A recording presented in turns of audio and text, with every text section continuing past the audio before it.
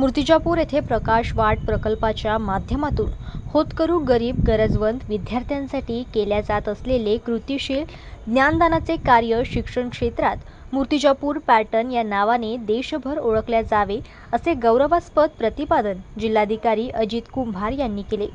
मूर्तिजापूर शहरात ग्रामीण भागातील होतकरू गरीब गरजवंत विद्यार्थ्यांसाठी प्रकाश वाट प्रकल्पाच्या माध्यमातून गत 10 ते 12 वर्षापासून निरंतर चालू असलेल्या मोफत शिकवणी वर्ग यामध्ये आणखी भर घालत शिक्षण क्षेत्रात प्रकाश वाट प्रकल्पाचे पुढचे पाऊल हे घोषवाक्य घेऊन सुपर 50 या शीर्षकाखाली शहरातील भागधारक भवन येथे आयोजित जवाहर नवोदय परीक्षा मोफत शिकवणी वर्गाच्या उद्घाटन प्रसंगी उद्घाटक म्हणून ते बोलत होते।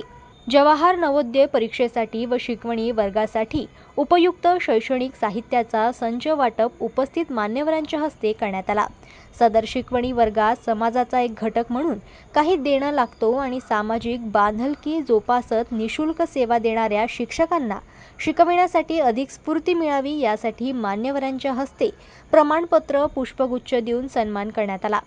सदर उपक्रमाला हातभार लावणारे दानशूर व्यक्ती यांचाही सत्कार करण्यात आला। यावेळी आमदार हरीश पिंपळे, जिल्हाधिकारी अजित कुंभार, मुख्य कार्यकारी अधिकारी वैष्णवी बी, तहसीलदार शिल्पा बोबळे, मुख्याधिकारी शेषराव टाले, गटविकास अधिकारी अशोक बांगर, गटशिक्षणाधिकारी संजय मोरे, शिक्षण समितीचे सदस्य बंडूभाऊ डाखोरे यांच्यासह डॉक्टर प्रशांत अवघाते, डॉक्टर तुषार बायस्कर, शिक्षक, विद्यार्थी, पालक वर्ग मोठ्या संख्येने उपस्थित होते।